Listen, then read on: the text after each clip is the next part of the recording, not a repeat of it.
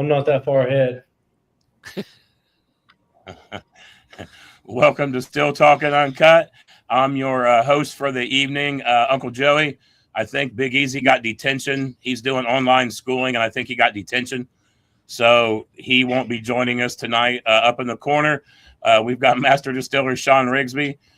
We've got Matt Lemaster below me, and we have the Wine to Shine episode winner, Master Clara Robbins Ward. Thank you very much for joining us. Thank you. Yeah. We really appreciate you coming on and chatting with us. We've been fortunate here lately. We've been grabbing some of the Master Distiller winners and having them on, and I was really happy that you agreed to come on and chat with us. So thank you very much. Of course, I love to yap, so I'm always open. Well, listen, you're on the right spot because we do the same. Well, Matt doesn't talk at all, just so you know. I just sit here and be weird. Okay. Well, at least I know that ahead of time. Oh, man. Well, see, he drinks Ensures during the podcast, so he's got to get at least 2 Ensures in. That's what I've heard. That's like the word on the street. Yeah, it happens. So tell us a little bit about yourself and kind of what got you started and where you came from. Before we get started, I heard you say you were from Alabama on your Master Distiller. Where in Alabama? Birmingham. Okay. My son and his wife live in Athens, Alabama. Oh, okay. Very cool. Yeah, my whole family is split between like from Birmingham to Atlanta. So we're nice. All we're going to be down there here in just a couple of weeks, so I'm kind of excited. So I didn't mean to interrupt you, but I saw in your thing, I was like, you were from Alabama to Kentucky to Florida? Yep. Awesome. Yes. Okay. So I will let you continue. I'm sorry. Continue. No, you're good. So I'm Clara Robbins. I am from Alabama. I went to the University of Alabama. So I'm a big Roll Tide girl. But the fall has been a really dark time for me this year. So, but I went to Alabama. I studied chemical engineering and mathematics. So when I graduated, I learned how to distill in college because we learned it in a chemical engineering lab. And then I got picked up from Castle and Key to come up and distill for Marianne Eaves back then. So I was distilling up in Kentucky, making, I started in whiskey and then got picked up and sent to gin school to become a gin specialist when I was there. So I became a gin specialist, making all of the new recipes and seasonal things that we were coming out with. And then I hated the cold. I lasted like 3 winters and I was like, I got to get the F out. So I moved down to Florida, and which is when I started working for St. Petersburg Distillery. And the whole goal there was like redevelop their gin because their gin wasn't selling at all. They had really bad remarks on it. So I redeveloped that gin and then made it an award winner the following season. And just kind of moved around from there. I ended up starting my own distillery in Sarasota, Florida, Good Liquid Distilling Company. And just recently was given the opportunity to come back to St. Petersburg Distillery as their master distiller. And I was all for it. So now I'm back at St. Petersburg.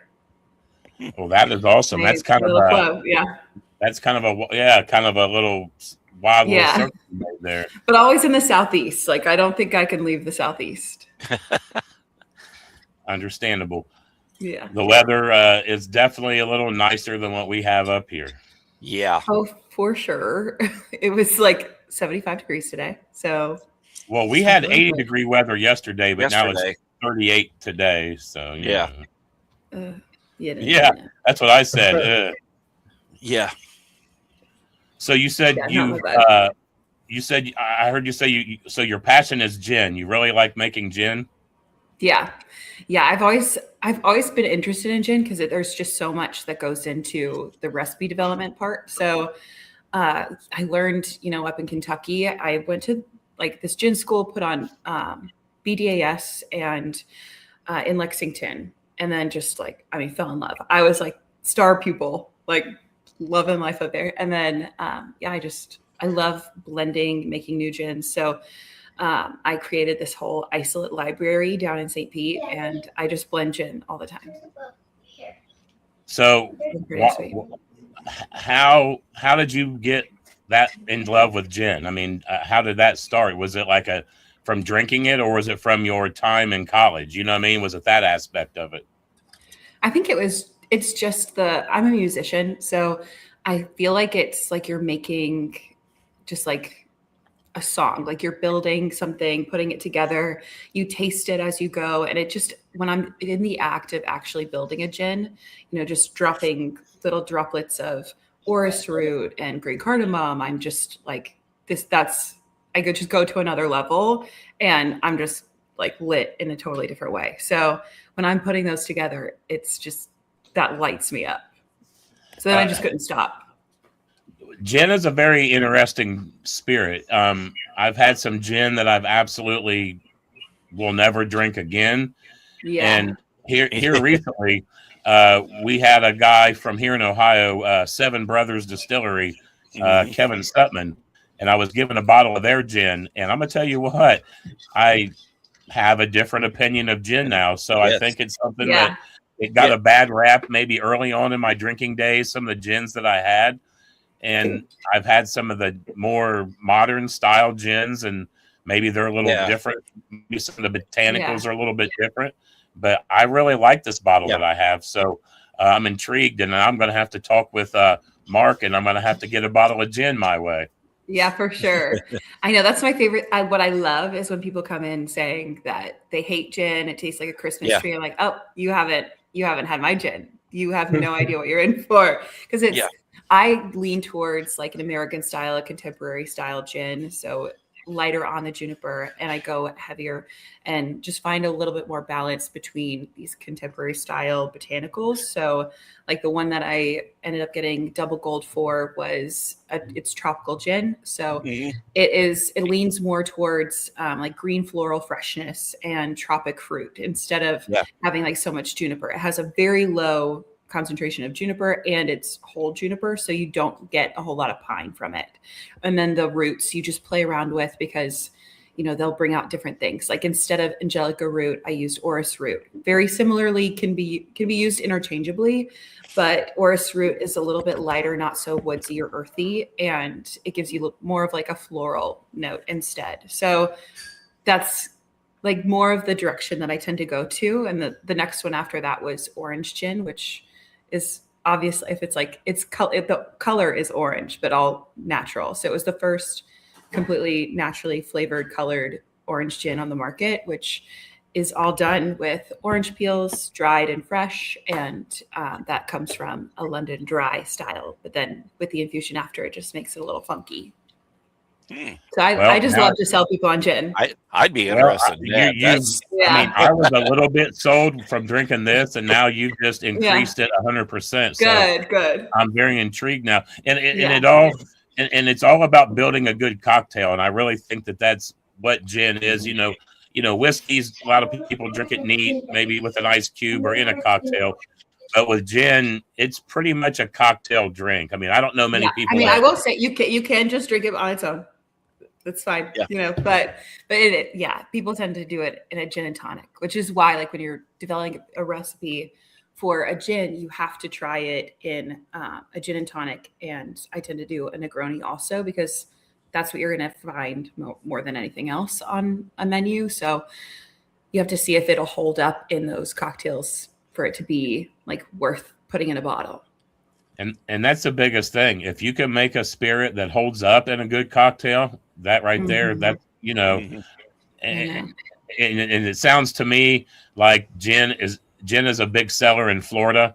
I'm guessing. I mean, it's a big seller all over, but I'm sure it's a big seller in Florida. It's I want to say it's got the stigma of more of an older person's drink. The gin and tonic. So I know Florida has there's a new generation that's coming on, and absolutely. And it seems like there's now a new style of distillers that's bringing a new younger group to the gin market. I was gonna say, I thought the older person's drink was them insurers. Them liquid pudding cups. That's right. I need pudding cups, guys. Come on. Yeah. But I knew, like, since I love gin so much, I knew that with the show, I was going to have to go into a gin to be able to, wipe everybody out. So how did the show come about for you? So I did not apply. I just got a call and they asked me if I'd be interested in joining. And I was like, I don't know. I think so. But like, it's just not the right time for me. And because this happened like, I don't know, maybe like 3-4 years ago. And like, I was given a call and they were on a very early season and they were pitching me all these different episodes. And I'm like, I'm not going to be good at that. I'm not going to be good at that. I'm not going to be good. That's not my wheelhouse. That's not my wheelhouse. So I just kept on saying no. And I'm like, well, but I'll think about it another time for the next season. Just like, if you find anything that I would like you to just shoot it my way. And they eventually, I found like there were 2 episodes that they pitched to me that I really liked. And it was the Beer Before Liquor and then the Wine Into Shine. And when they told me about those, I was like, well, I'm good with either of those. Whichever one you need me on, like that you need a body on, I will go to either of those because I think I could do well in either. Because I also have this background in beer because I was brewing for a while with my my last company with Good Liquid. I was partnered with a brewery, so I was doing all of their beer production and all of this beer production. So I'm like, I think I could tackle this one too. And they told me that they asked me if I had distilled wine before. And at the time I was distilling wine every Friday. I was distilling a Chardonnay every Friday at the distillery just for like another wine company. And so they figured it would be a good fit, which was really nice because like the show, like that episode was so open-ended. Like you distill it to whatever you want. Like at the end, the final is just whatever you want to make. And I'm like, well, this is great. I can do exactly what, I am comfortable doing, which is distilling Chardonnay and turning it into a gin. I haven't done that before, but I know I can make gin and I know I can distill Chardonnay, so I can figure out how to do them together, except I've never done it on a small scale. I had never distilled on something so small before, except for like in a lab on like a lab scale still. But so did you have a pretty good notice that you were going to actually be on? Did you have a chance to become familiar with the smaller still? I did have a good notice. I did not utilize that time. That's fair. I definitely should have done that. But my husband and my father-in-law, they build distilleries. And like, so I met them in a distillery. And so I would just pick their brains about like, like, what do I do? How do I put these things together? I don't know how do these little stills work? And so they had like gave me little, like tips and tricks and stuff. But it ended up not even being that difficult because it's just all tri-clamp together. And I was going to say that did they give you a tri-clamp course? Well, I built Good Liquid with my business partner, like from the ground up, like put in all of the glycol lines and, obviously, and everything was tri-clamped. I built my still before. Like, so I'm like, this was actually a lot easier than I thought it would be to put it together. So were you I did not nervous? need a course in tri-clamps. So the first time you fired the burner up and ran the copper pot, was it nerve-wracking for you? Yeah, I mean, I think everyone saw my like shock in the poof. I'm like, I just wasn't expecting anything. So, and it's also hot as heck there. So I'm just like sweating the whole time. You can say it. You don't hold back. You can say it. We've heard everybody say it. They said it is hot as hell in that place, man. They said I had no idea it was going to be that bad. And so they're constantly like making jokes about like, Clara, you need to go cool off. Like I got to be like tight with the sound guy because I would constantly have to like go to the back, change my shirt. He would have to rehook me up like every like. Was it Jorge? I would just. Or was it George? He was a short, bald man. Oh, with like a little gray beard? Yeah. Yep, that was him. He passed away. No. Mm-hmm. Wow, that's so sad. Yeah. Oh, I did see that. Yeah, I have absolutely. wonderful memories of him. Oh, yeah, me too. Man. He's a great guy. Yeah, our buddy Bennett that was just on when we watched his episode. His face was like bright red. We were all busting him. Yeah. I was like, dude, you looked like you were about to pop. He's like, in the neck of his shirt where he had sweat, the neck of his shirt was like this big. Yeah, it was awesome. You know, they tell us like to they recommended like wearing black shirts, and that just went in and out. Like I did not take that. Honestly, if I were to do again, I would just wear like a tank top and like short overalls and just wear like as little clothing as possible because it's so hot there. Yeah. So and it's kind of comical. I feel like that the burner that you got, there's one burner that when it lights, it blows out. Like and that there's little things that they do. Was there anything that did you notice, like was your valve open, or was there anything that happened during filming that they were trying to see if you guys were paying attention? Yeah, the water to the condensers, like the valve, like the hose was closed off to like at the wall. And so, which I mean, like, why would we look over at the wall to like see if the water is already hooked up to the valve? Because like there's a valve at the end, so we would be able to just open it up. So the valve's open, and I would be having water go through my condenser, but yeah. And so before I know it, and this was like when I was first getting it rolling, and I didn't know really what to check, and I noticed that it was getting hot. And it just kept on getting hotter, and it was not cooling down. I'm like, this is not good. It should be cold right now. So then I found out, and I was holding back my little bitch fit to like, what the fuck are you trying to do to me? You see, I feel like we've talked to these, some of you master distiller contestants, and they throw little curveballs at you guys. Yeah. They want to see if you're paying attention, I guess. And, yeah. It's kind of shitty, but at the same time, I get it's competition. It's for TV. Yeah.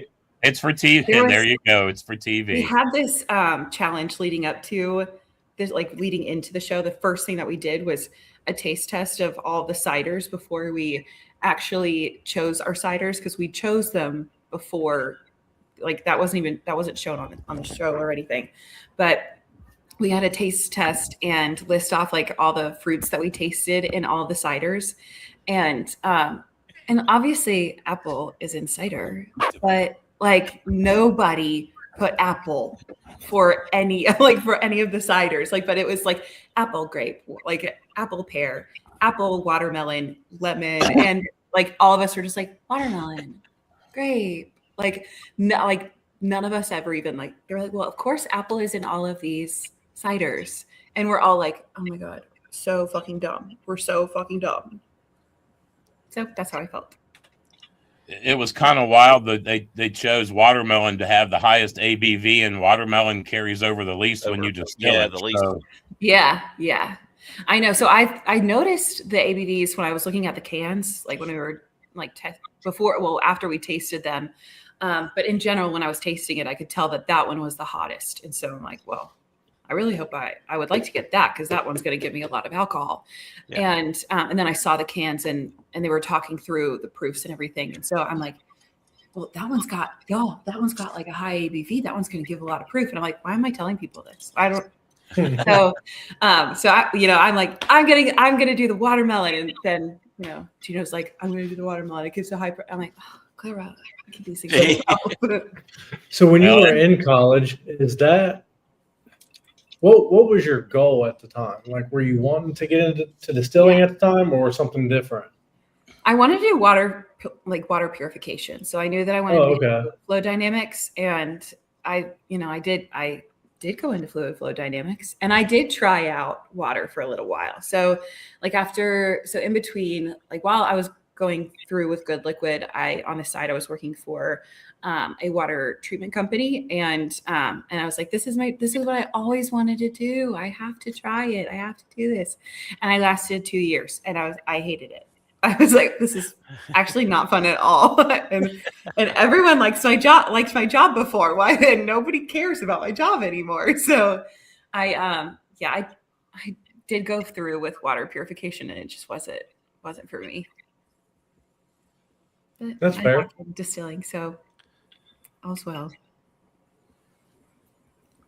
So if you were making something for yourself to drink and it wasn't gin, what would it be? I think I drink more, like I drink a lot of agave. So it would probably end up being agave. Not that I've completely mastered that, but I love playing around with it. So that's something that I like to play with the most because I have been interested in learning more about it. That would probably be my route.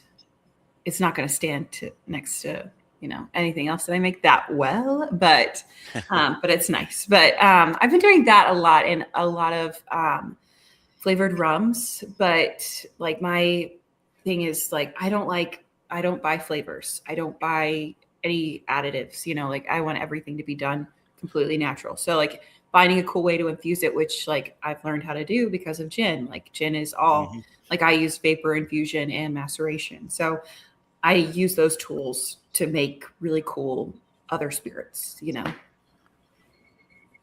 So is agave something that possibly could end up on St. Petersburg Distillery's shelf? I would like to. It's so funny. There's so many things that they want to pull out, like that they want to send out. Like we have a lot of new liqueurs that are coming out. So I'm working on a strawberry liqueur, grapefruit, and passion fruit, and then a lot of RTDs because RTDs are so hot. But we haven't like tapped into agave that much. So I would love to go in that direction, especially because like everybody loves tequila. Everybody. Tequila is not going down at all. Like it's so stable in the market. So that would be a really great and fun next step for me personally. I would love that. And I think that it would stand really well in, across our lineup because that's like the only thing that's missing. I see those RTDs are really starting to hit the shelves a lot. You said you guys have one at St. Petersburg? Yeah, we're developing a line of RTDs. So we have an espresso martini that's coming out and then a couple different styles of old fashions. Nice. Nice. Yeah, so that'd be nice. So you make your own whiskey there and you guys blend as well, correct? Yeah, so we have these brand new huge silos for like new grain silos that I'm dying to play around with. So, but yes, so we're developing a lot of our own whiskeys, our own bourbons, all from grain there. We have a lot of things that we still have like in the tanks, like from rectifying also. So trying to figure out a way to blend it all in and maybe, put those things in some RTDs and then have our own things going into bottles. I'm drinking on a bottle that a friend of mine sent me, this Old St. Pete premium whiskey, and it's very smooth. It's a very good whiskey. Yeah.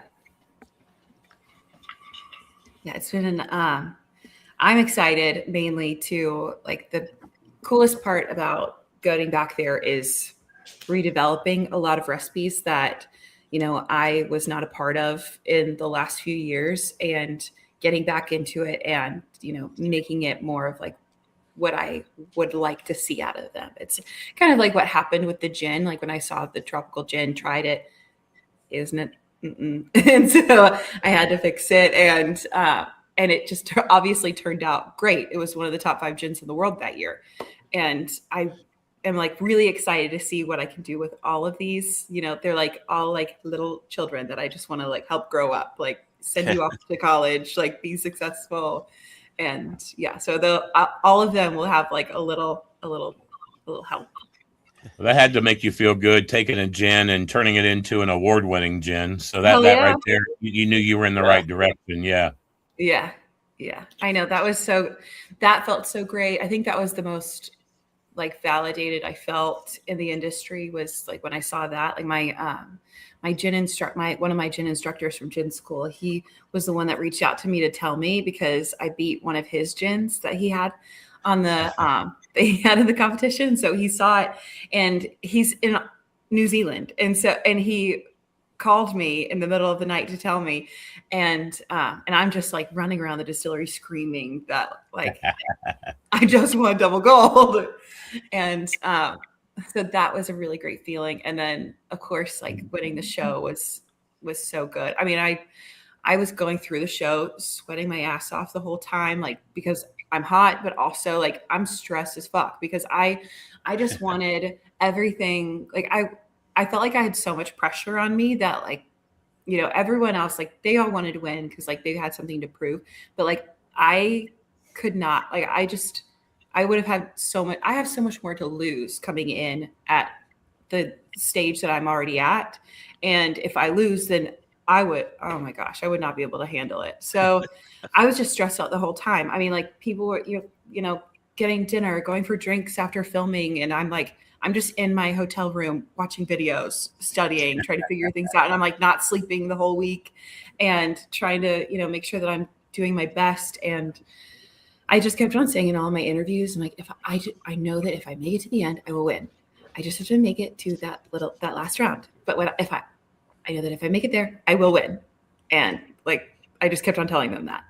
Not that they cared to share that, but I knew that I would win if I made it to that last round, which did get a little questionable because Chuck's spirit in the, like, when we went into the elimination round, it actually was really good. And you know, he was like just a quiet horse, you know, he's so nice. And I didn't think, you know, anything of it. I'm just like, this guy's so great. Like we're going to learn together. I'm going to learn how to, you know, home shine, and he's going to learn how to do everything else. And oh my gosh, it was so incredible. I tried that and I'm just going in like confident, like, okay, I'll be fine. And after we submit our jars and then I tried his, I smelt it first and I was like, oh shit. and I tried, like, and then I just started like getting in my head and I was freaking out thinking like, oh my gosh, what if I don't make it? Like what is it? Because I could just not make it. And that was, so I was questioning things a lot, especially because it's going on for days and you leave in the middle, like, you know, in the middle of a elimination and like, and you're just left thinking about it all night long. Like what happens if like I go in the next morning and then they're like, okay, goodbye. Man. So I was just racing in my head the whole time, but yeah. Once I got to the end and I started tasting all the gin that was coming off the still, I was so confident then. I was like, oh yeah, I'm good. Don't worry about me. I'm fine now. Well, I mean, you definitely seemed, you know, once it got going, yeah, you knew. I mean, when it tastes good and you know what's coming out is what it's supposed to taste like. You're like, okay, yeah. Then it's just a matter of where you were going, and you were spot on with where you were wanting to go. Right, I mean, that was obvious watching. Yeah, I brought thank you. I brought a whole suitcase of botanicals. Like they told us that we could bring stuff for our final round, and so I checked a bag of botanicals, and then a hydrometer just in case. But obviously that wasn't. I broke mine too, but I broke it.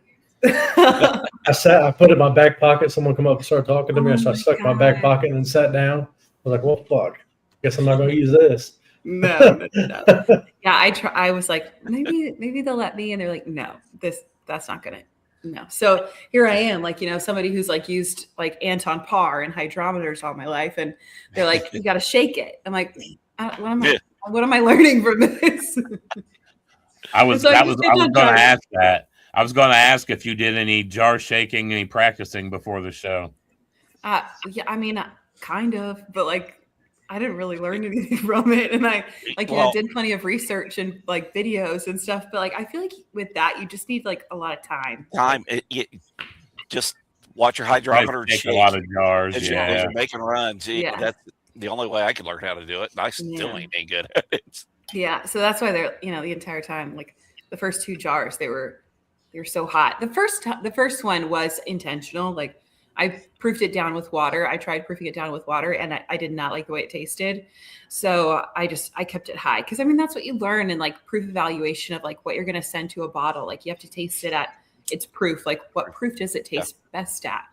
And so I left it high intentionally, but like, I don't know. I feel like there's this connotation of like, if your proof is high, like you did it on accident, or like you didn't do it right or something. But that was intentional. And then the second one, I mean, like the entire time, I don't know what I'm seeing.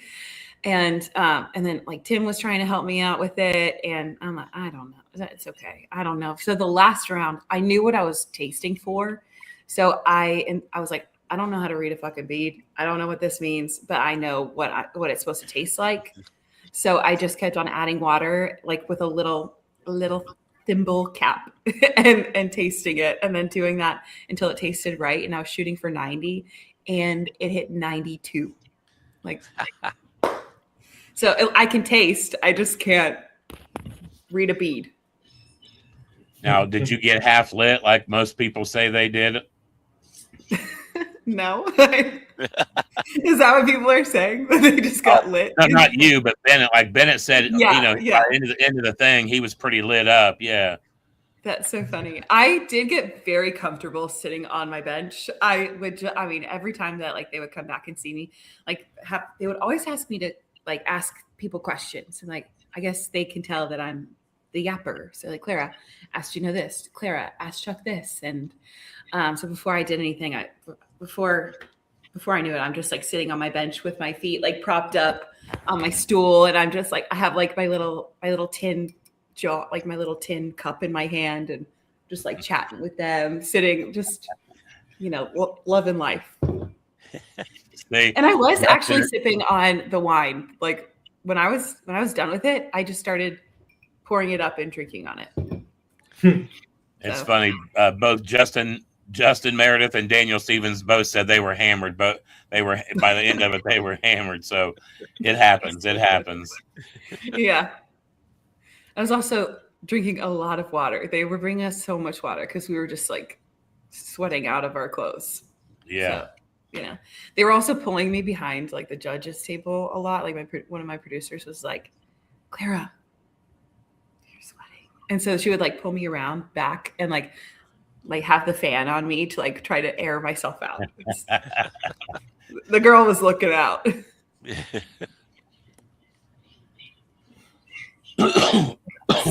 Yeah, there's a lot of little scheming around. What was your favorite part of filming that? I think just trying something new, like doing like that was really cool. Like to know that like I've never done this before and I did it, and obviously did it well. I was like so laser focused on that the whole time. So that was interesting for me to be like in this environment where it's just me on my own. Like there's nobody in this, there's nobody like staying with me, helping me out. I don't have a team. It's just me.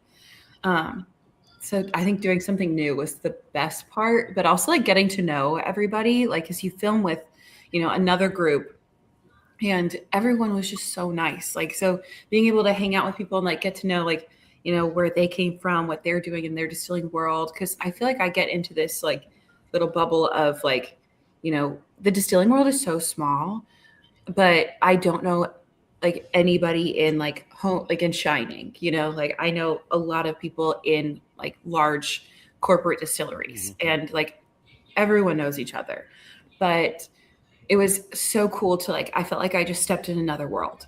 Like, I've never met any of these people. And that was really cool to me. I tell you, the Shine community is an awesome community. And if you start getting yourself involved in some of the groups and show up at any of the events, I'm going to tell you, they'll welcome you in, and they're awesome people. So if you're not involved in any of it, and a lot of these groups they're not just shit talking groups, they're information groups. And it sounds like you're somebody that has knowledge that would be good to share with some of these groups. I know you're very busy. So if you get a chance, look into some of the Facebook Shiner groups and maybe find one that you're interested in, and maybe jump in it. And Sean has I got the sweatshirt on. Sean's got a distillers Still Talking Institute. He's got a distillers guild. He's got a group of distillers, and they help people, and they chat and they talk, they bounce ideas off each other, and they're there to help. So it's a really cool thing. I love that. I mean, like, 'cause obviously I deal with plenty of little curveballs every day in distilling, like trying to figure out why can't I, filtering. Like, filtering in a distillery. I feel like nobody talks about, like, nobody tells you like what they're like, what's working for them, what's not, like if they're filtering at all. And like, I just want to know, like, I want people to be like, just tell me like what worked for you. Like, why can I not, why do I have to sit here and plate filter this product 5 times for it to get anywhere? Like I would like to have like more of a, I'd like to get into this like little world of like just being able to help each other out, like figure out what's going on. Because right now it's like a lot of like me and then some of my like consulting friends and then ChatGPT, a lot of ChatGPT. Well, I tell you, if you're truly interested, like I said, do some research, find you one of these groups, man. I'm sure they would love to have you as a person to share information. But and a lot of these guys, they just experiment. Yeah. And filtering questions, you might be surprised. Some of us hill jacks might be onto something that can help you out. Mm-hmm. And vice versa. Yeah. Well, yeah, more the other way, but sometimes we get lucky and figure things out that. Sometimes like I don't have the time to run through all of these different experiments, but like somebody else did. And I mean, it's all about helping each other out. Even one little bit of information might make you think, well, wait a minute. Yeah. That's the right direction. Yeah. Being down in Florida, if you get a chance, the closest one to you would probably be Maggie Valley. If you get a chance, man, that'd be one to check out. Or you could come on up to Ohio and go to the Farm to Bottle Festival. The positive thing about, working for a company is that you can go to these things and they let you go. It's all about, like helping out your own, like helping out these products. Like you're networking. Yeah. So does St. Petersburg distribute outside of the state, or is it craft, small craft, state Florida distributed? We're in Florida right now.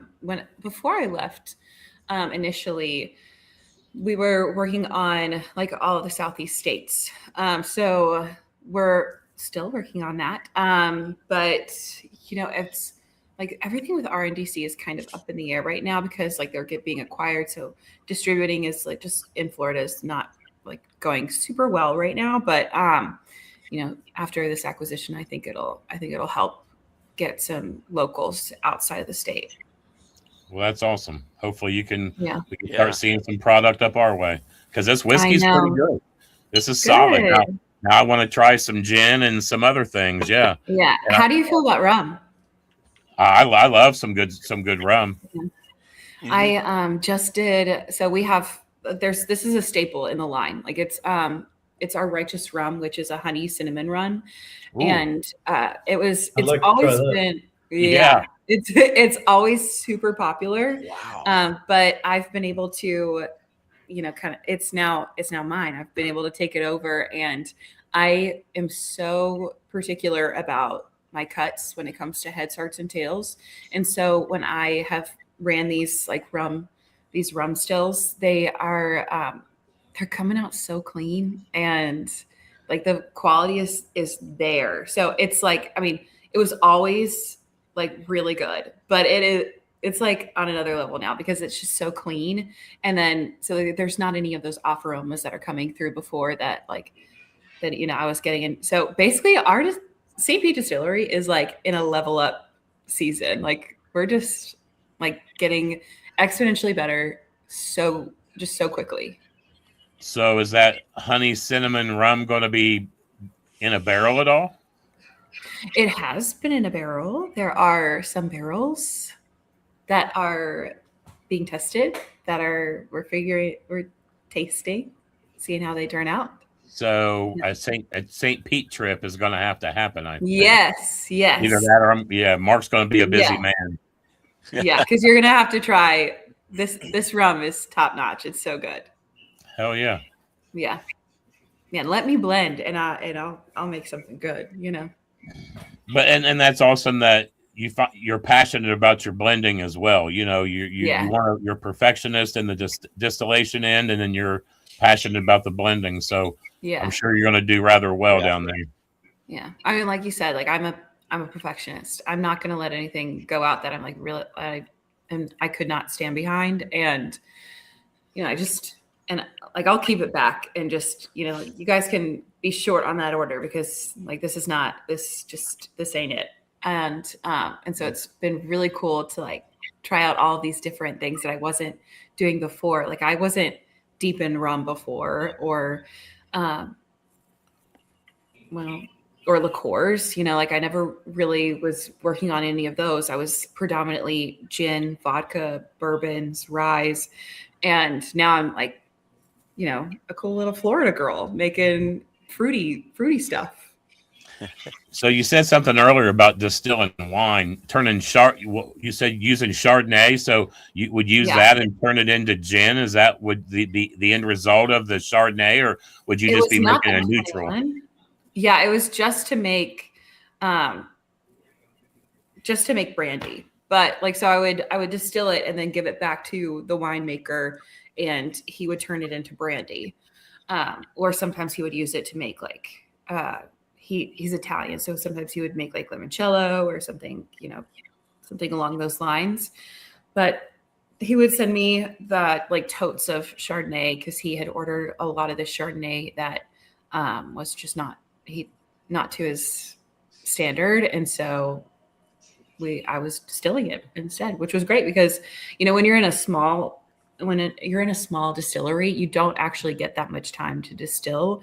Or at least that's what I felt like. I would produce all of this stuff because I had a great setup, great still, and I could produce a lot, but then I produce a lot and then it sits for a while until it's all gone. And then a couple months later, I can make gin again. Okay. Yeah. So like, that was like keeping me busy in between like all of my, distillation runs. So when you were running on your own, how big a still were you guys using there? It was a 400 liter still, and it had separate columns. So I put this all together like pretty much by myself. But we had the pot still, and then there's a 3-way line that you can redirect it to whatever column you want. There's a stripping still for vodka, a smaller column still, an vapor infusion basket, and then a condenser on the end. So I was working with a brewery and distillery equipment broker. That was my business partner. So I was able to design this still with the with the people out in China, and then went back and forth of like how this should be built, and then they shipped it down, and then I assembled it. So that was pretty cool. It was a really interesting day trying to get the column up because there was this much clearance between the top of the column and the roof. So and we had to, but like we can't pick it up, so we had to it was so interesting. I'm so glad that OSHA was not aware of us at the time. But yeah, it was that still is like the best still I've ever worked on in my life, and I would love to have one again for sure. So how big a still do you have at St. Pete? Oh, I have a lot. I have 5 stills, and the first 4 are pot stills that are between 300 gallons to 500 gallons, and then the last pot has a column on it, and that one is a 750 gallon still. Wow. Yeah. And then tons of tanks. We basically have a tank farm. So all of those are 5,000 gallon tanks. So our fermenters are 5,000 gallons. and the mash cooker is a little over that, and then some bottling tanks about the same. So there's a lot of storage in there. Yeah. Sounds like you got So a pretty good spot down there. Yeah. Yeah. I know. Do It's you just me guys- just running around. Like I just get to distill it all by myself. Do you guys do stripping runs, or do you just do one run and done, or does it depend on what you're running? It depends on what I'm running. So like the rum that I was just mashing was I would cook it, ferment, send it to the first 4 pots and distill those out for the low wines. And then I would send the low wines into this.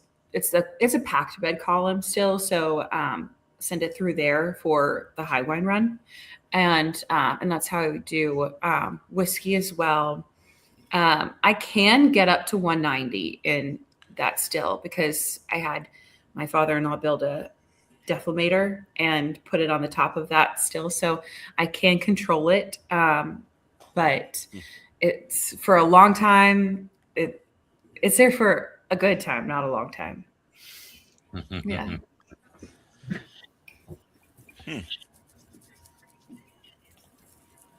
then for gin on that side, we have a maceration tank. So basically, like instead of, so interesting. Like back in the day, I would put the botanicals in the pot, and then getting them out was a nightmare. but it tasted great doing that. And then we ended up building a maceration tank next to it. So like a colander, just like submerged in like 140 proof spirit, and would sit there for for gin I just need like 3 days, but for the orange, we have orange liqueur and a few other liqueurs, those sit there for about a week, but sits there and then pump it over so that like when you're done with it, it's just easy to dump, and that's been a game changer. I will say that vapor infusion is the best way to infuse. How many days of the week do you distill? Right now I'm distilling, well, it depends on the production schedule, but right now I'm distilling twice a week, which is so much fun because like before, like I was not able to distill that much. So now that I'm like in this groove of like distilling every week, oh my gosh, it's so much fun. Yeah, I'm doing like Tippler's orange liqueur every week, especially because it's orange season. So like in Florida, you only have, a certain window to like pump out all your orange liqueur at once. So, so I'm distilling orange liqueur every single week.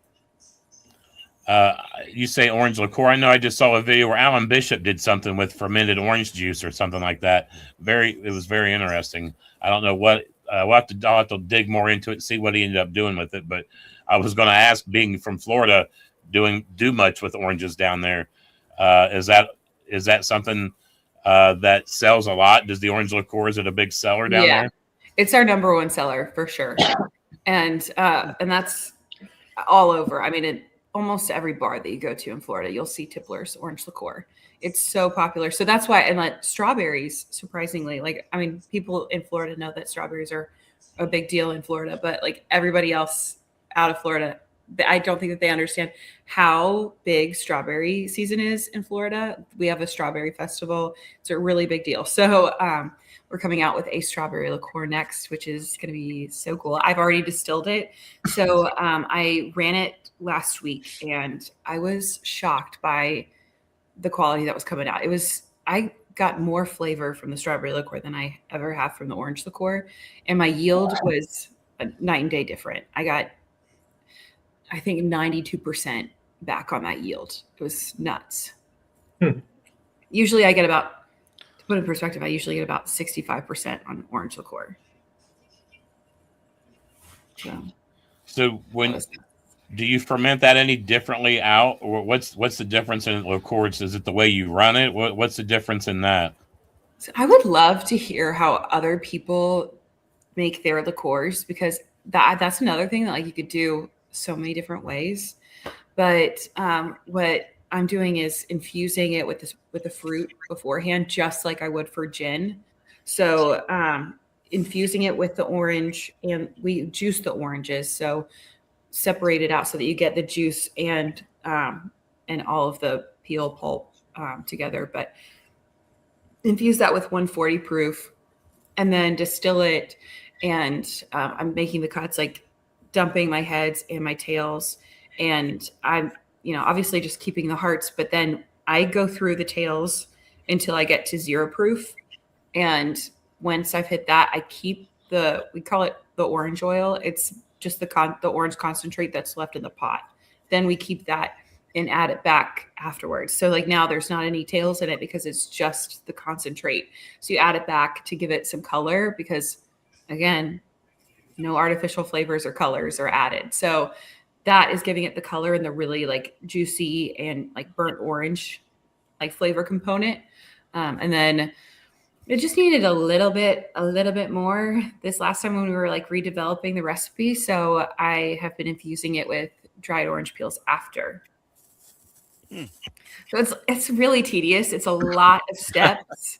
And like, I mean, if it, I would never have come up with this because it's so like there's so much labor involved in it.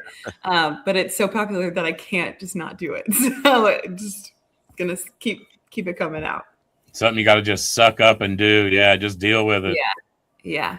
My husband is my distiller. He's like a part of my distilling team. And so this is his first time like getting into like the production side. Like he's always built tanks and built stills. He is like, he's always owned his own business, this distillery consulting business of building this equipment. He's recommended from Vendome. Whenever people in Florida need some help, they recommend his company. So he has been helping me on the distillation side since working there because they hired both of us to come on together. And so now he's doing a lot of that tedious work for me. Hey, can you set up? Dude, come on, suck it up, Buttercup. We're riding, So he knew what he was getting involved in. Yeah, thankfully, I used to do so much of these things like by myself. Like when I was like running gin, it was always by myself. So at least now I have somebody to help me and somebody who like understands me if I get a little sassy or turn into a bitch. So that he's just like. Well, but that's awesome though. You go into it as a team. You can bounce ideas off each other. A couple. That's awesome that you've got that. So I'm sure that'll help the business do well. Definitely. I mean, and they also know that like for a package deal, neither of us can go anywhere. So we'll always have the two of us. Absolutely. So overall, in general, did you enjoy your time on Master Distiller? Was it something that, I mean, unfortunately, it sounds like it's all over with and done with, but it'd be cool would you go back on if they did like a spinoff? Would you go back on if they did something else? Yeah, 100%. I had so much fun. I loved all the guys. Like Mark and Digger were a hoot and a half. Like I would love to just like hang out with them all day long. And I would love to be able to at least even just like hang out with them again. But yeah, I mean, if there was production there, hell yeah, that'd be cool. So what other group did you film with? The Beer Before Liquor. Oh, okay. Yeah. And that group was really great too. I will say Tyler Butcher is like, I'm constantly like, if you ever want to move to Florida, I will find you a job. I will get you a job because this guy is so good at what he does. And he's got the best personality. He's a good dude. Did we have Tyler on? Was Tyler the one that we interviewed from his truck? I can't remember. I think so. Yeah, Tyler was awesome. Yeah, I would love to have Tyler back on. Tyler was awesome. Yeah, that is the coolest dude. Definitely the best dude that I met on the show for sure. Yeah. Well, hell yeah. Yeah, he brought his whole family too. Like he had all of his kids in his hotel room. When he went on the show, I'm like, I think he has like 5 kids, and they're like all in this one hotel room. Yeah. Man, hey, he is 100% a family man too. He's awesome. Yeah, I know. So if he ever would move to Florida, I'd snatch him up in a minute. Hell yeah. I think he has so many good things coming for him. But yeah, I mean, all of these guys like they were so much fun to work with. I would definitely do it again. Now, do you still keep in touch with anybody from the show, or is it you busy enough? Well, awesome. No, we have a group message of the 6 of us. So, and it stays active. I'm shocked. Like, I was in a sorority in college, and those girls are gone. Like, but this group of 6 active in the chat. That's awesome. Yeah. So it's fun. We'll send each other pictures of like what we're working on, and just like kind of pick each other's brains about that. That's so nice. Well, that is the Shiner community. I mean, in a whole, it is a very close-knit group. Yeah. I highly recommend you getting getting one of those groups, Clara. I think you'll have a good time with it. Oh yeah. Sure. I mean, even this. I mean, like, I love chatting spirits and booze, and so like this is so much fun to me. Well, we enjoyed having you on tonight. I appreciate you giving us your time. Yeah, thank you so much. Thanks for having me. If there's anything else you'd like to talk about coming up at the distillery, feel free to let us talk about it now. You got any events, anything you guys have going on, any new products, feel free. Yeah, we have makers and shakers every second Tuesday. So a big, basically outdoor market every second Tuesday at the distillery. It's a lot of fun. And then we have some new products. So definitely stay tuned. There's so many things that are coming around the corner. We have the strawberry liqueur, and the 2 other liqueurs that we're coming out with shortly after are grapefruit and passion fruit. And then these RTDs are going to kill the market. The espresso martini is so good. And those old fashions around the corner are awesome too. And then I am on Instagram at Clara Robbins, easy to find me. And then I also have an Instagram of just like distilling, just the fun distilling side. So Clara Master Distiller is that one. So if you want to watch my little videos, just around. There you go. Fun too. Yep. Well, okay. We really appreciate you coming on and giving us your time, Clara. Thank you so much. We do not have anybody on next week. We might be on a little break for a couple of weeks. So look forward. I'll put some stuff out when we get some people scheduled, but don't really have anybody moving forward. But I appreciate everybody tuning in tonight. Absolutely. Y'all shine on. Shine on.